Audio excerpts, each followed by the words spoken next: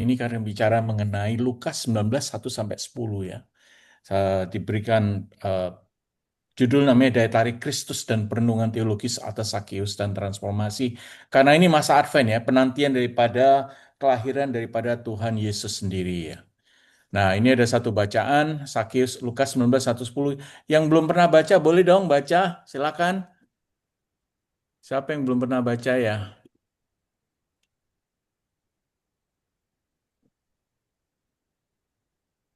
Saya pengen baca Pak. Ayo, Pak James, silakan. Ya, Sakeus Lukas 19 ayat 1 sampai 10. Yesus masuk ke kota Yeriko dan berjalan terus melintasi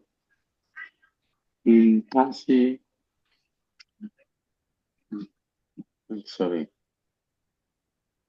Yeriko dan berjalan dan di situ ada seorang bernama Sakeus.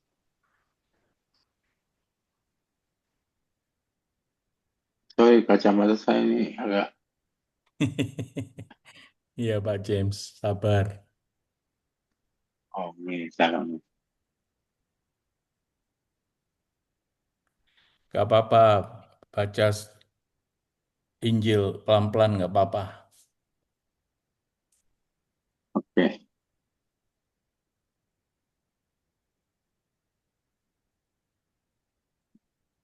Ketemu, Pak James.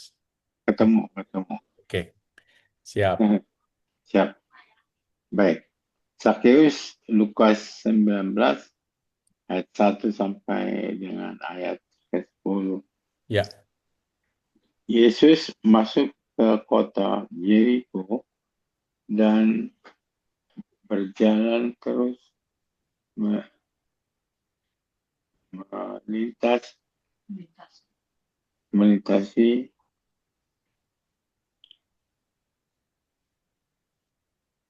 kota itu. ya. Di situ ada seorang bernama Sakeus, ke- kepala pemungut cukai, dan ia seorang yang kaya. Ia berusaha dan melihat orang apakah Yakimus itu tetap tetapi ia tidak berhasil karena orang banyak, sebab sebab badannya pendek, maka maka ber, berapa ini? Berlarilah ia Berlarilah ia mendahului orang banyak, mendahului orang banyak. Uh, lalu memanjat pohon ara. lalu lalu memanjat pohon ara untuk melihat Yesus yang akan lewat itu di situ. Ketika Yesus sampai di tempat itu, ia melihat ke atas dan berkata, Zakheus, turunlah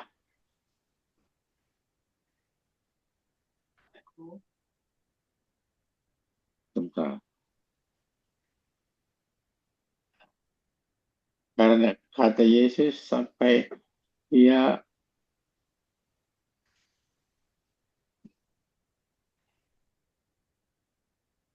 Bab hari ini aku harus menumpang di rumahmu. di ayat berapa itu ya, Pak? Masih 5, Pak. Masih 5 ya. Ya, Sakius segeralah Sakeus, turun. Sakeus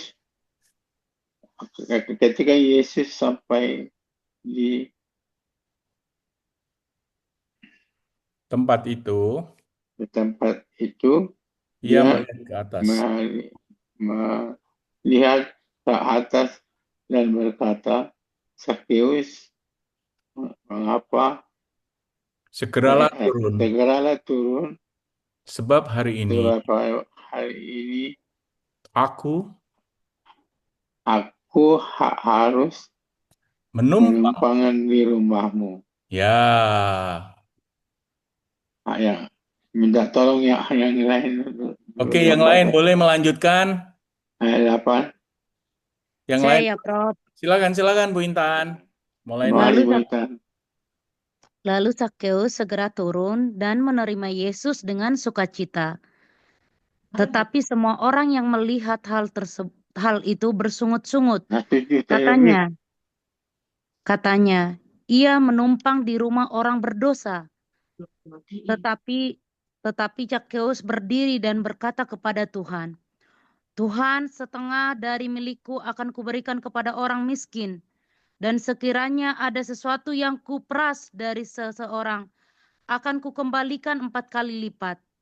Kata Yesus kepadanya, hari ini telah terjadi keselamatan kepada rumah ini, karena orang ini pun anak Abraham.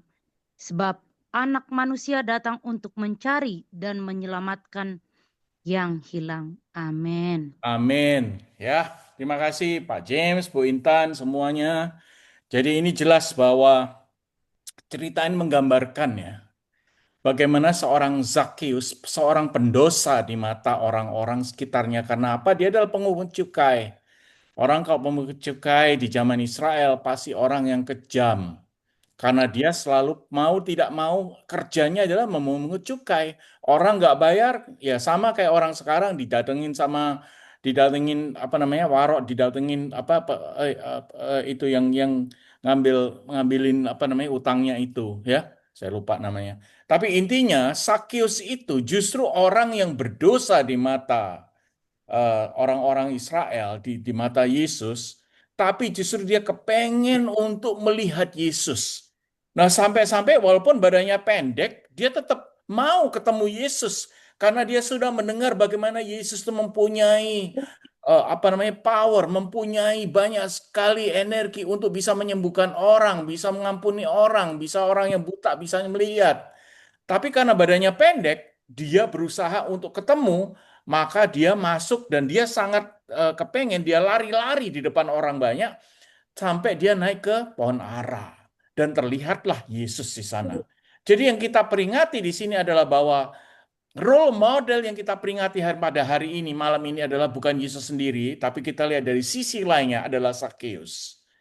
Karena Sakius adalah menunjukkan dia sebagai orang yang berdosa, tapi dia tetap mau melihat Yesus sendiri. Dia sudah mendengar bagaimana Yesus sudah menjadi anak manusia yang bisa melakukan banyak sekali hal-hal mukjizat. Nah, sekarang Yesus tahu bahwa Sakius sedang mencari dia. Makanya Yesus yang perlu benar-benar banyak sekali berbelas kasih. Dia tahu sebagai walaupun dia orang berdosa si Sakius, dia bilang, dia ini adalah anak Abraham. Tidak ada bedanya dengan orang-orang yang lain yang mungkin tidak berdosa atau berdosanya kurang dibanding Sakius. Dan Tuhan Yesus katakan, walaupun dia orang berdosa, tapi saya sebagai anak manusia, aku datang untuk mencari dan menyelamatkan orang-orang yang hilang. Kita tidak hanya menerima orang-orang yang putih, hasil bersih, tidak ada dosa, tapi justru orang-orang yang berdosa yang aku terima. Bukan orang yang sehat membutuhkan dokter, tapi orang yang sakit. Dan aku datang untuk mencari dan menyelamatkan orang-orang yang hilang. Nah, disinilah bagaimana Tuhan bisa melihat bahwa Sakyus itu hatinya benar-benar putih. Walaupun dia pernah menjadi orang yang pemungut cukai, tapi Sakyus juga katakan, hei Tuhan, setengah dari milikku akan kuberikan pada orang miskin kalau engkau menerima aku. Dan kalau apabila aku sudah pernah memeras orang lain, akan ku kembalikan 4 kali lipat. Jadi dia mau sacrifice, dia mau mengorbankan hartanya untuk mengembalikan pada orang-orang yang dia dulu sudah peras. Dan disitulah di mana kita menunjukkan bahwa role model kita sebagai Sakeus, dia mau bertobat. Dan Tuhan tahu bahwa dia mau bertobat. Kalau enggak, dia nggak lari-lari depan orang-orang. Karena pendek, dia sampai mengusahakan untuk melihat Yesus sendiri sampai naik di pohon ara. Dan disinilah Sakeus dikatakan bahwa Sakeus, turunlah, kata Tuhan Yesus. Karena aku mau datang ke rumahmu. Aku akan tidur di rumahmu. Dan disitulah bahwa ada sukacita di mana Tuhan Yesus datang kepada rumahnya Sakeus. Dan Sakeus merasakan begitu besar kuasa Tuhan Yesus. Orang yang dia merasa berdosa karena sudah melakukan banyak sekali pungutan daripada cukai, pungutan orang-orang mungkin orang-orang yang belum bisa bayar tetap dia cukain. Tapi dia melihat bagaimana Yesus hatinya putih. Di mana Yesus mau menerima dia dengan sukacita. Bahkan bukan itu saja, orang Farisi, orang etnis, orang-orang yang lain bahkan tidak mau datang atau bergumul atau bersekutu dengan seperti orang yang seperti Sakeus yang sangat berdosa ini. Tapi Yesus bukan hanya dia menurunkan, disuruh turun si Sakeus, tapi dia mau menumpang di rumahnya Sakeus. Dia mau bergaul. Nah, itu yang membuat Sakeus itu benar-benar luluh hatinya dan ini menjadi role model buat kita yang kita sekarang masa Advent menunggu kelahiran Tuhan Yesus. Apakah kita bisa menjadi Sakeus? Mungkin kita di dalam kedosaan tidak sebesar dosa Sakeus, tapi pertanyaannya adalah apa kita benar-benar merindukan kedatangan Tuhan Yesus seperti Sakeus? Benar-benar merindukan kedatangan seseorang yang dia puja-puja sampai dia mau sacrifice, dia lari, dia sampai naik pohon ara. Dan dia sampai mau mengembalikan orang-orang, uang-uang orang yang sudah dia rampas. Dia tidak takut sacrifice. Apa yang dia punya, dia tahu ini adalah hasil dosa. Dan karena itu, dia mau bertobat, mengembalikan. Untungnya Yesus lewat ya. Dan mungkin ini rencana Tuhan juga bagaimana seorang yang berdosa, anak yang hilang bisa diselamatkan oleh Tuhan Yesus sendiri. Nah, justru di sini paradoksnya ya. Orang yang punya segalanya, tapi terasing, dia mau kembalikan itu semuanya kepada orang-orang dia promise. Dia katakan pada Yesus, aku akan kembalikan semua orang yang sudah aku ambilin. Dia akan kehilangan segalanya. Dan Yesus kan sudah katakan, kalau kau mau ikutin aku, kamu mesti menghilangkan semuanya. Biarlah orang yang meninggal dikuburkan oleh orang yang hidup yang lain. Tapi kalau engkau mengikuti aku, kamu harus siap untuk kehilangan segalanya. Dan Sakeus sudah kelihatan bahwa dia mau sacrifice apapun untuk mengikuti Tuhan Yesus sendiri. Dengan demikian, maka apa yang terjadi di sini adalah cerita role model yang merindukan kedatangan seorang Mesias, kedatangan seorang yang benar-benar mencintai, yang benar-benar dari Tuhan, anak manusia, anak Tuhan. Tapi ada risikonya. Ini yang harus kita pikirkan juga dalam kehidupan kita. Kadang-kadang kita mengikuti Tuhan, ada risikonya. Risiko-risiko inilah yang kita harus ambil.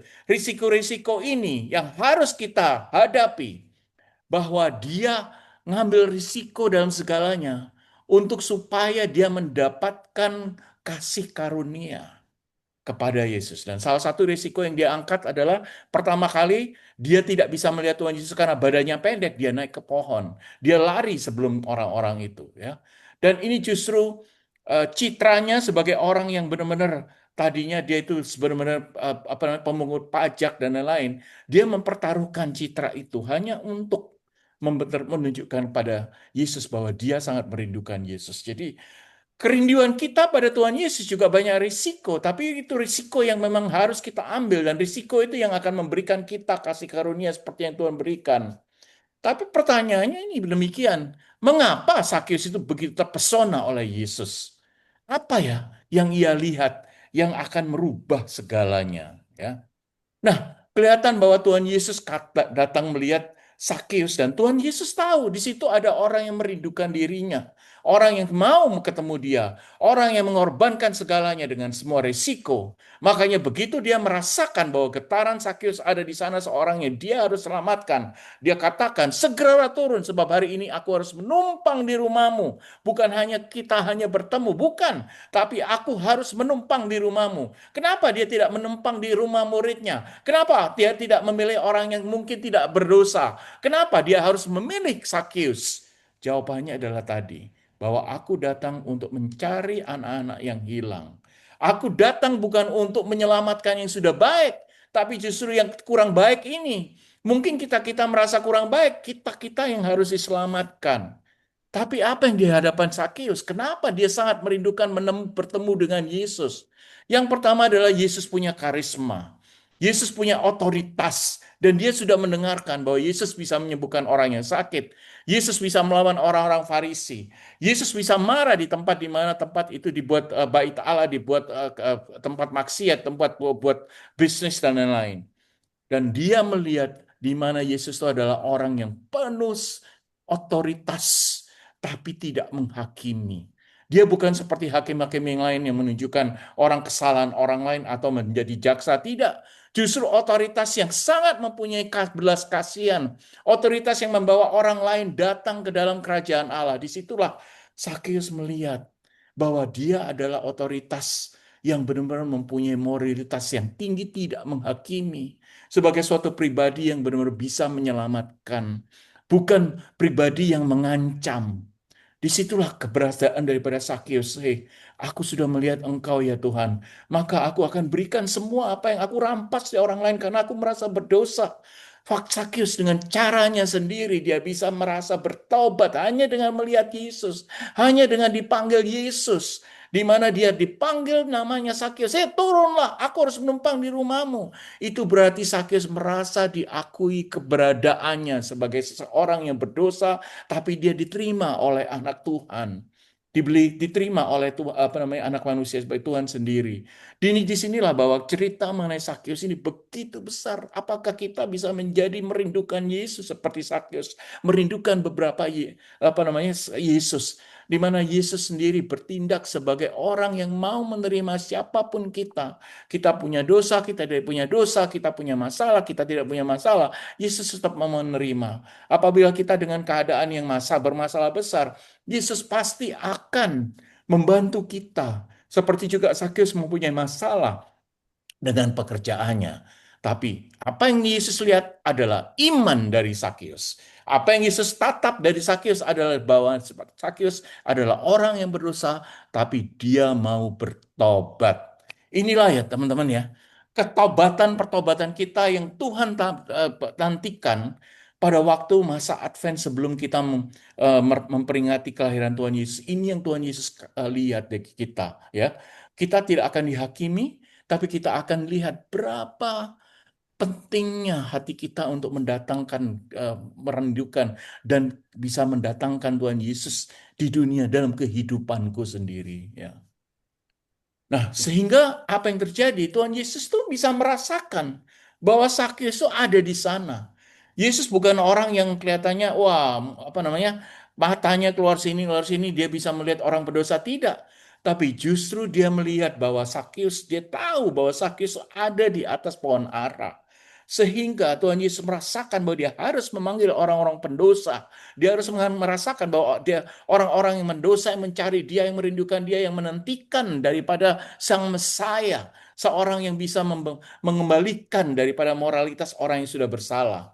Dan disitulah maka Sakeus dilihat sebagai orang yang benar-benar mendambakan Yesus. Dan disitulah Yesus melihat kita. Disitulah Yesus mencari kita. Yesus juga merindukan kita seperti dia juga merindukan Sakeus. Karena apa? Karena dia tahu Sakeus bersalah dan kita juga bersalah. Tuhan Yesus tidak akan membiarkan kita tetap bersalah. Tuhan Yesus akan menunjukkan bahwa kalau kita bersalah, kita akan merasakan bersalah itu dan kita diminta untuk bertobat. Dengan demikian, maka kasih yang Tuhan berikan akan berarti sekali karena dari iman kita, dari hati kita, kita merasakan bahwa kita harus merindukan Tuhan Yesus dan Dia akan datang pada kita. Nah, ini adalah suatu cerita yang radikal ya. Bukan cerita orang yang baik bahwa Tuhan Yesus hanya datang pada orang-orang yang baik, orang-orang yang dosanya mungkin ada tapi sedikit, orang-orang yang suci dan lain-lain. Tidak. Justru dia mau sebagai radikal, dia mau menumpang, dia mau tempat tinggalnya di rumah orang yang sangat berdosa. Bukan karena dia mau meminta, karena dia melihat, oh karena Sakius seorang yang kaya, karena banyak sekali dari cukai dia pasti punya rumah yang loteng, punya rumah yang buildingnya tinggi, pasti mewah. Tidak. Justru karena dia tahu dia harus menyelamatkan Sakius regardless of the house, regardless of the possession, regardless of the harta yang dipunyai Sakius. Bukan karena Sakius layak karena keduniawian, tapi Sakius menjadi layak karena dia mau bertobat. Sakius layak karena dia mendambakan seorang anak manusia. Dan disinilah yang Tuhan lihat juga dari kita. Dia tidak melihat berapa kita punya, berapa kita mempunyai harta, berapa rumah kita besar. Tidak, yang dia lihat adalah hati kita. Apakah kita memang benar-benar seperti Sakius mendambakan dirinya? Apakah kita benar-benar mau bertobat kalau kita mau bersalah kepada orang lain? Kita bisa minta maaf dan kita benar-benar mengakui dosa-dosa kita. Tuhan sendiri akan mengampuni, ya. Sehingga kemungkinan-kemungkinan baru itu bisa terbuka. Karena apa? Karena hati kita yang membuka. Jadi Sakius datang pada Yesus karena imannya. Demikian juga kita bisa datang pada Sakius karena iman kita yang mendambakan seorang anak manusia. Mendambakan seorang Mesias yang berupa Yesus. Ya, jadi itu adalah pendahuluan dari pertobatan dari iman kita itu yang mulai. Ya, dan pastinya cerita ini bukan suatu cerita yang kebetulan. Cerita ini adalah ditaruhkan di situ pada waktu zaman Yesus karena memang rencana Tuhan adalah menunjukkan dengan aktornya Sakius ini, menunjukkan bahwa tujuan daripada kedatangan Yesus ke dunia adalah bukan untuk mendapatkan atau mencari orang-orang yang sudah suci. Justru banyak di antara orang-orang di zaman Yesus, orang-orang Israel, orang-orang yang lain, yang memang tidak menjalankan apa yang Tuhan maui. Dan maunya sendiri, menurut emosinya sendiri, oh, menurut saya yang paling benar adalah demikian. Atau dia sangat taat kepada hukum Taurat, di mana hukum Taurat itu dilakukan hanya karena merasa harus melakukan. Tidak, justru yang dibutuhkan, Yesus tunjukkan adalah iman. Yang Yesus tunjukkan adalah kemauan karena memang hati kita memberontak, kita mau mendekati Allah dan mau melakukan apa yang Tuhan maui. Ingat di Matius 7 katakan, hei, banyak orang hanya berteriak, Tuhan, Tuhan, aku berbuat sesuatu dalam namamu, aku menghilangkan semua dosa-dosa atas namamu.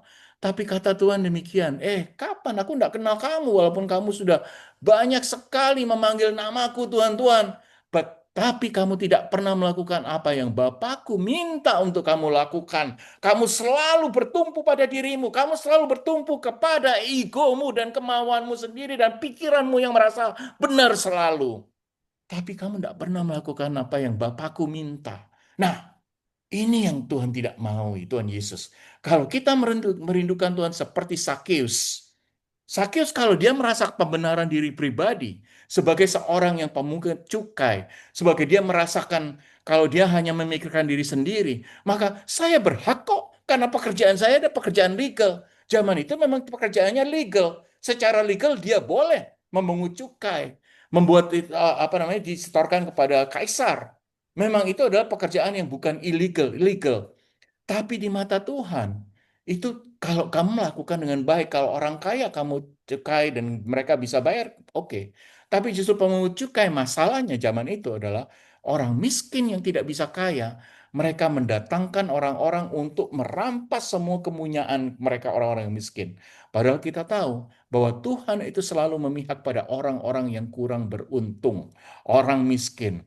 Nah, demikian juga Sakius. Pada zaman dulu sebelum dia bertemu Yesus, pastinya dia juga merampas harta orang-orang yang miskin, orang-orang yang tidak bisa bayar, orang-orang yang tidak mempunyai uang untuk mengembalikan pinjamannya. Dan tapi Yesus ketahui bahwa Yesus tahu bahwa hatinya Sakius mau bertobat sehingga dia mau mengembalikan semua yang dia sudah rampas dari orang-orang yang miskin itu. Sehingga Tuhan Yesus juga tergerak hatinya. Hei Sakeus, turunlah. Aku mesti tinggal di rumahmu. Aku mesti memberikan kesempatan bahwa kerajaan Allah itu terjadi di dunia ini dengan cara mengampuni orang berdosa. Aku harus mencari orang-orang seperti engkau yang hilang dari kerajaan Allah. Disinilah perjumpaan Yesus dengan Sakeus bukan hanya kebetulan, bukan emosi religius sesaat, tapi ini memang rencana Tuhan. Rencana Tuhan di mana hidup-hidup harus dirubah. Tuhan tahu bahwa orang ada yang dekat sama Tuhan, ada yang tidak dekat sama Tuhan. Atau kita dekat sama Tuhan hanya di permukaan saja. Atau kita dekat sama Tuhan hanya karena kita merindukan karena ada masalah. Tapi sehari-harinya kita mungkin lupa sama Tuhan. Kalau kita bisa mendapatkan suatu hal yang enak-enak, yang bagus-bagus, yang baik-baik, maka kita lupa sama Tuhan. Itu yang Tuhan tidak mau. Tuhan maunya adalah setiap saat, setiap perbuatan, lakukanlah itu seakan-akan kita melakukan untuk Yesus. Melakukan untuk Bapa di surga. Itu yang Yesus komen yang perintahkan kepada kita. Dan Sakeus melakukan itu, teman-teman. Makanya pertanyaannya, apakah memang benar kita ini menjadi Sakeus yang lain? Karena kalau kita menjadi Sakeus yang lain, maka kita akan bilang pada Tuhan, ya Tuhan, apapun yang aku punya, aku bisa sacrifice. Kuberikan kembali lagi pada orang yang pernah aku ambil. Orang yang seharusnya memberikan, yang merasakan untuk bisa mendapatkan daripada yang aku punya. Maka dalam cerita Sakeus dikatakan, Tuhan, setengah dari milikku ini akan kuberikan pada orang miskin. Orang-orang yang sudah aku peras. Orang-orang yang sudah aku pastikan bahwa mereka bayar. Dan sekiranya ada sesuatu yang kuperas dari seseorang, akan kukembalikan 4 kali lipat. Sampai aku kehilangan harta, sampai aku mesti pindah rumah, tetapi aku tetap rela memberikan itu kembali pada mereka. Karena aku sudah mendapatkan kedamaian. Aku sudah mendapatkan iman yang begitu besar akan dirimu ya Tuhan Yesus. Itu adalah contoh yang baik sekali di mana Sakeus hari ini menunjukkan bagaimana jawaban spontan dan mau. Bukan hanya mencari Yesus dan melihat rupanya, oh ya aku udah pernah ketemu Yesus. Kalau kita kan gitu, foto-foto ya. Wah, nanti kita tunjukkan, oh kita pernah loh ketemu Yesus. Kita pernah foto sama Yesus. Kita pernah jabatan sama Yesus. Bukan hanya itu. Justru jawaban yang spontan membuat hidup Sakeus yang tadinya dibilang dihujat bahwa dia adalah berdosa menjadi orang yang hilang dosanya. Dosanya yang diampuni karena dia sudah bertobat. Dan karena itu Tuhan Yesus selalu menghadirkan kemungkinan hidup yang baru dalam hidup Sakeus dan juga hidup kita. Hidup yang baru ini adalah hidup yang sudah dirubah oleh kasih Tuhan Yesus sendiri. Struktur daripada masalah daripada setiap hari yang kita lakukan bisa dibuat oleh Yesus menjadi putih kembali. Bukan hanya karena Yesus yang mau, tapi karena Yesus melihat hati kita yang benar-benar mau menjadi seorang yang baru, menjadi seorang yang benar-benar bertobat. Disitulah peran dan kuasa besar Tuhan Yesus.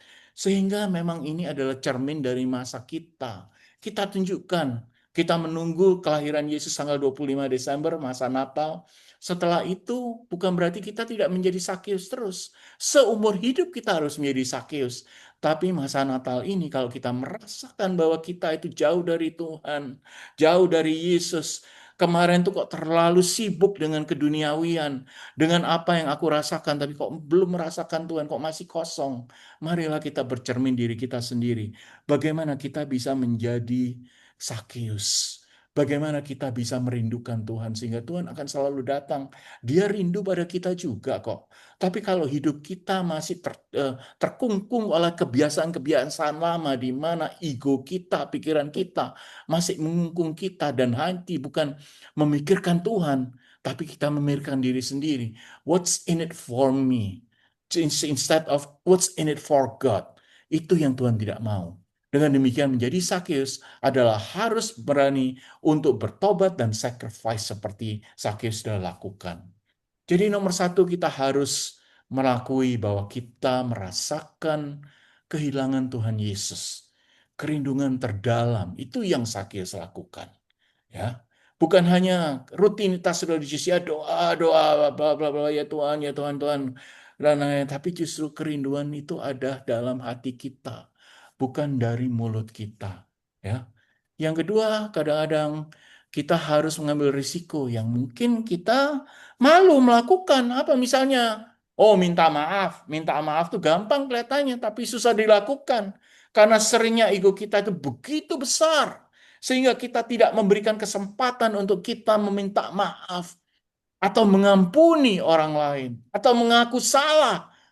Kita tidak mungkin selalu benar, tapi kita selalu bisa mengakui bahwa orang lain juga bisa benar. Dengan kacamata mereka, kita bisa melakukan itu. Dan ngikutin orang lain. Kalau kita merasa memang bersalah atau merasa bahwa semuanya ini akan menjadi lebih baik, ya ikuti dia. Minta maaf dan minta bersalah. Berhenti untuk membenarkan diri, itu yang Tuhan maui. Sakeus tidak membenarkan diri. Dia malah menunjukkan bahwa dia orang yang berdosa. Tapi karena hatinya yang begitu besar untuk melihat Tuhan Yesus, dia mau mengaku itu dan bahkan dia mau memberikan semuanya kembali apa yang dia sudah rampas sampai 4 kali lipat. Sehingga Tuhan Yesus melihat itu dan Tuhan Yesus mempunyai empati kepada Sakeus. Hei Sakeus, turun. Kamu udah lihat aku, tapi hubungan kita bukan hanya sampai di sini, hanya kita melihat kamu sudah lihat aku, tapi aku mau datang ke rumahmu. Aku mau mengampuni engkau dan aku mau tinggal di rumahmu. Jadi kehidupan kita yang harus kita buat. Kita rubah. Ruang hidup kita harus kita buka. Yang tadinya ruang hidup kita mungkin berpusat pada diri sendiri. Bagaimana kita buka ruang hidup kita menjadi berpusat pada Tuhan. Bukan hanya di pikiran kita, tapi apa yang kita lakukan. Semuanya dalam kehidupan ini. Kita harus masuk ke dalam rumah Tuhan dan biarkan Tuhan datang ke rumah kita. Di mana hati satu bari kita.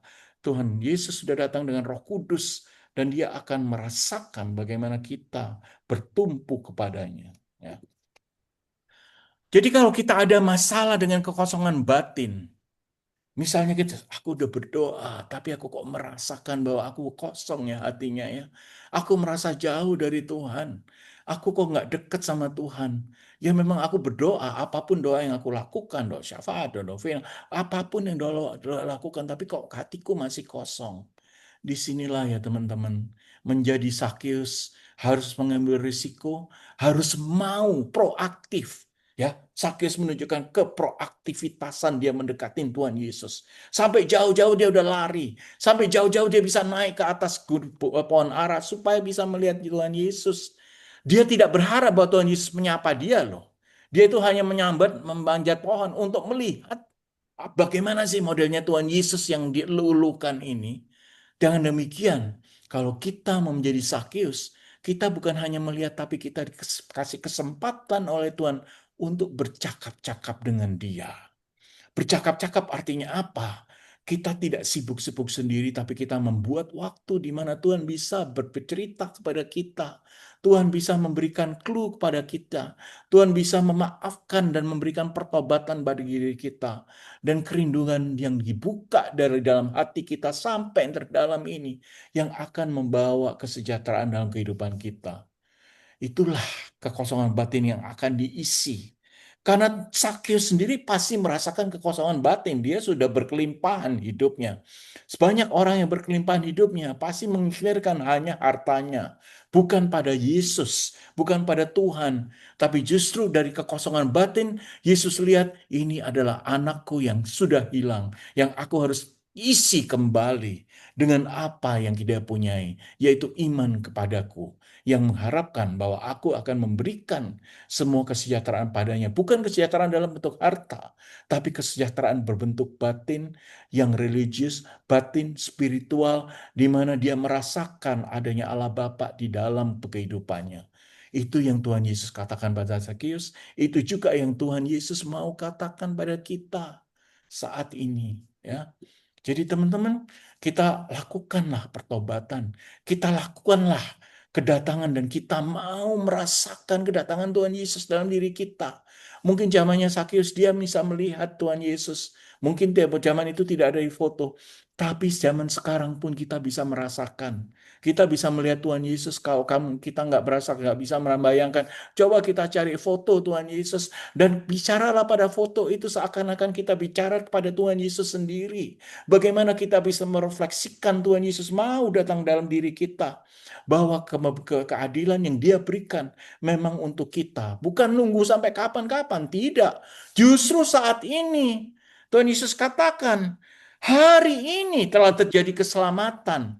Bukan besok, bukan lusa, bukan kemarin, bukan 10 tahun dari sekarang, bukan pas aku naik ke surga, bukan. Tapi Tuhan Yesus katakan, hari ini, kata Tuhan Yesus pada Sakeus, telah terjadi keselamatan kepada rumah ini, karena orang ini pun anak Abraham. Pada kita juga demikian. Tuhan Yesus mau memberikan keselamatan buat kita itu saat ini, kini, saat ini, today, now. Not next year, not 10 years from now, not 20 years, whatever, at the end of the life, of the world. No, it's today. Hari ini terjadi keselamatan. Tuhan katakan pada Sakeus, kepada orang yang berdosa, kepada rumahnya Sakeus, karena semua dari kita juga adalah anak-anak Abraham. Dan Tuhan mau memberikan keselamatan yang kini, yang konkret dan membumi. Justru hari inilah terjadi. Dan itu tergantung daripada keputusan kita atas panggilan Tuhan. Panggilan Tuhan yang akan selalu memuncak setiap hari dimanapun kita berada, kapanpun kita berada. Dan panggilan itu mempunyai energi yang besar. Panggilan itu bergema. Artinya dia bukan hanya kecil-kecil suaranya, tidak, justru menggelegar. Really high voice, high pitch, and a big way. Itulah panggilan Tuhan pada kita. Cuma kadang-kadang kita itu tidak mau mendengarkan. Kita menutup punggung kita. Kita mungkin dengar tapi tidak mau mendengarkan. Kita mungkin dengar tapi kita menutup mata kita, menutup telinga kita sehingga tidak masuk panggilan itu ke dalam hati kita. Disinilah walaupun panggilan itu bergema, kita harus menjawabnya dengan gema pula. Kita harus menjawabnya dengan energi yang besar pula. Supaya apa yang Tuhan berikan pada kita, kita rasakan. Seperti Sakeus juga merasakan keselamatan yang datang dari Tuhan Yesus sendiri. Dia merasakan bahwa Tuhan Yesus datang ke rumahnya. Dan disitulah keselamatan datang. Apabila Tuhan Yesus datang ke rumah Sakeus, Tuhan Yesus datang ke rumah kita. Tuhan Yesus datang dalam hati kita. Tuhan Yesus datang bersama Roh Kudus dalam hati kita.